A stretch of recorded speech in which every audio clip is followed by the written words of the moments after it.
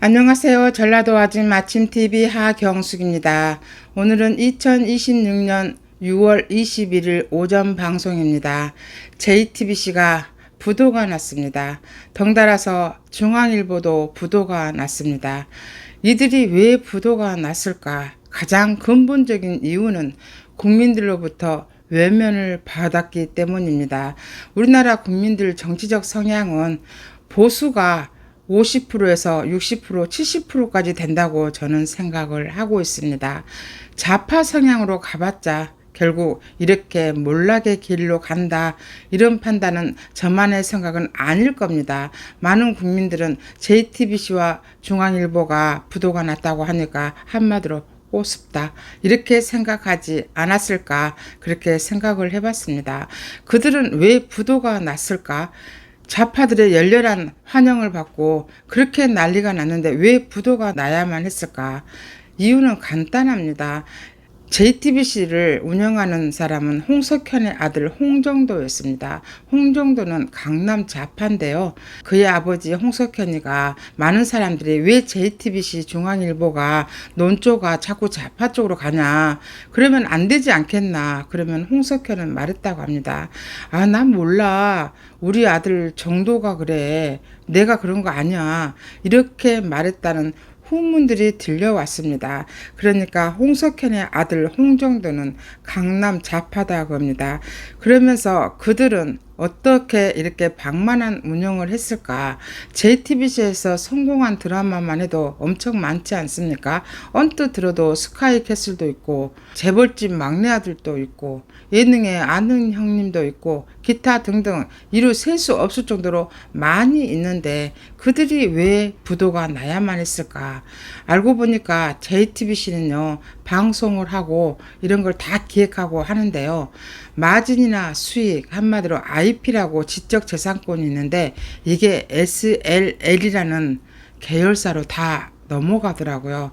한마디로 JTBC는 재주를 부리고 SLL이라는 계열사가 모든 수익을 가져가는 구조다, 그겁니다. 그러면 SLL은 왜 이런 구조를 다 가져가서 어떻을까 봤더니, 조금 전에 제가 불러드린 중앙홀딩스나 또 콘텐츠리 중앙이나 드라마 콘텐츠 사업이나 이런 데로 또 다 분산이 되더라고요. 그러면서 이들의 최대 주주는 또 누굴까 봤더니 똑같아요. 홍석현, 홍정도, 차남인, 홍정인. 이 세 명이 모든 지분을 가지고 있습니다. 계열사들마저도. 근데 왜 206억 때문에 부도가 났을까? 기업이 크다 보면은 분식회계나 돈을 빼돌리면 안 된다고 합니다. 바로 배임이나 횡령죄가 되기 때문에 안 된다 그럽니다. 근데 왜 중앙일보는 그렇게 큰 기업, 많은 계열사를 가지고 있는데 부도가 나야만 했을까? 그들은 자본금보다 빚이 더 많기 때문입니다. 빚으로 몸집을 키웠다고 합니다. 작년에 중앙그룹 자체로 봤을 때 2조 8천억의 차입금이 있었다고 합니다. 그 중에 작년 말 중앙홀딩스만 빚이 1조 2천억이라고 하거든요. 현재 그들이 가지고 있는 돈은 157억 정도 가지고 있다고 합니다.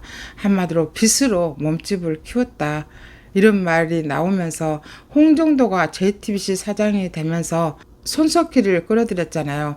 손석희가 뉴스룸을 운영을 하면서 얼마나 많은 거짓말과 얼마나 많은 좌파 방송을 했습니까? 거기에 국민들은 진절머리를 내기 시작했습니다. JTBC에 광고가 들어오겠습니까? 안 갑니다. 많은 사람들이 안 보기 때문입니다.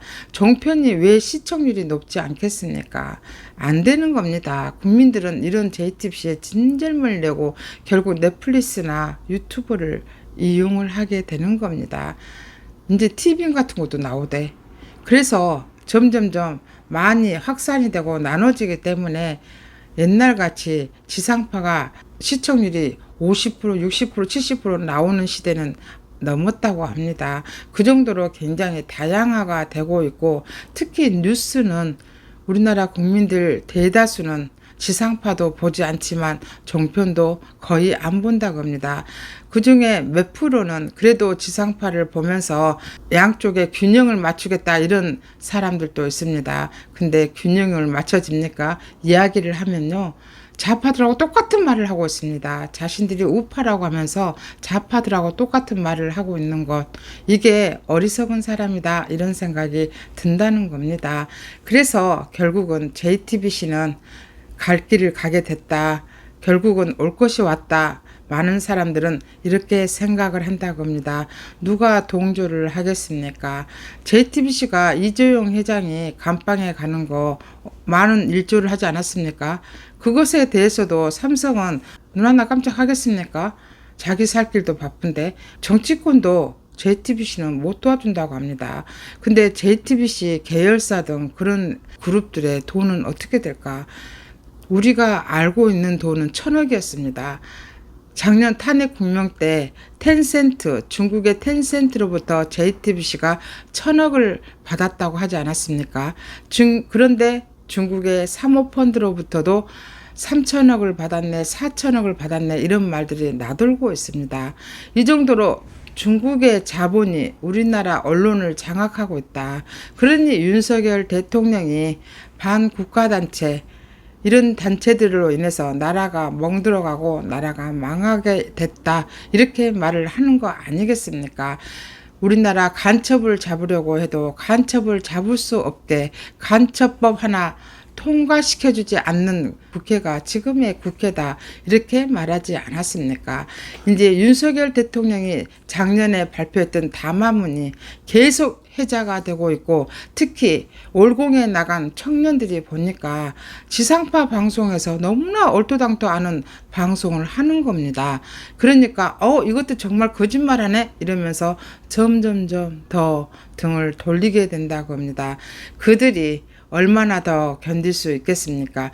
JTBC 받잖아. 중국 돈을 그렇게 많이 받아도 결국은 부도가 난다. 그겁니다. 그래서 MBC나 KBS, SBS도 정신을 차리지 않으면 그들의 길도 결국 JTBC의 길이 아닌가. 몇 년마다 중계권을 재승인을 받아야 되는 종편. 한마디로 MBN이나 채널 A나 TV조선도 결국 정치권 눈치만 보다가는 JTBC처럼 된다 이렇게 생각하면 될 겁니다. JTBC가 지금의 정권으로부터 얼마나 이쁨을 받고 얼마나 인정을 받겠습니까? 그렇지만 결론은 부도입니다.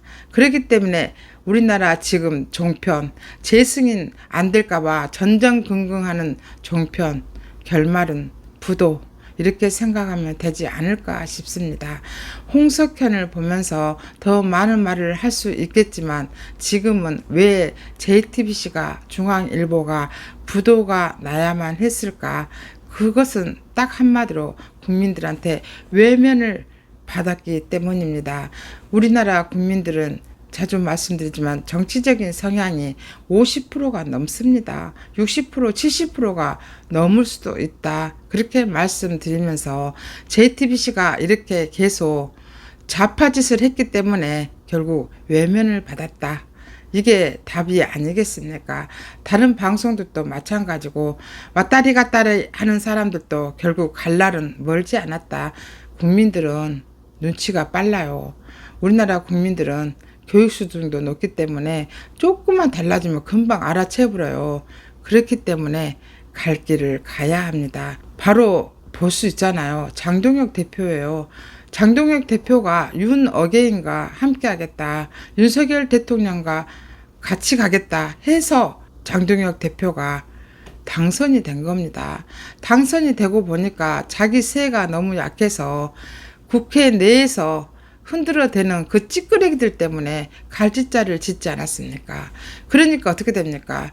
그들한테도 외면당하고 당원들한테도 외면당하고 우파 국민들한테도 외면당하고 그래서 돌파구는 8일간인가 9일간의 단식 투쟁이었습니다. 그러면서도 그게 안 되는 겁니다. 그런데 요즘 장동혁 대표 당원들 지지율이 79%라고 하지 않습니까? 장동혁 대표가 원래대로 초심을 잃지 않고 윤석열과 같이 가겠다, 윤어게인과 같이 가겠다 이 말은 하진 않았지만 장동혁 대표가 뭘 하고 있습니까? 국힘 내부에서 벌벌 떨고 있는 부정선거, 재선거, 단일투표, 수개표 이걸 외치고 있지 않습니까? 물론 수가 적어서 통과되지는 않겠지만 그래도 외치고 있지 않습니까? 야당 대표가 외치니까 외국에서도 주시하고 있지 않습니까? 우리 국민들은 장동혁 대표의 그런 면을 높이 사고 있다고 합니다. 마찬가지로 언론들도 한 길을 가야 합니다. 나라를 살리는 길을 가야지 언론이라고 하면서 찌끄레기들 눈치 보고 그러면 니기들도 JTBC 같이 대부로. 지금까지 진실을 알려드린 여러분의 아침TV 하경숙이었습니다.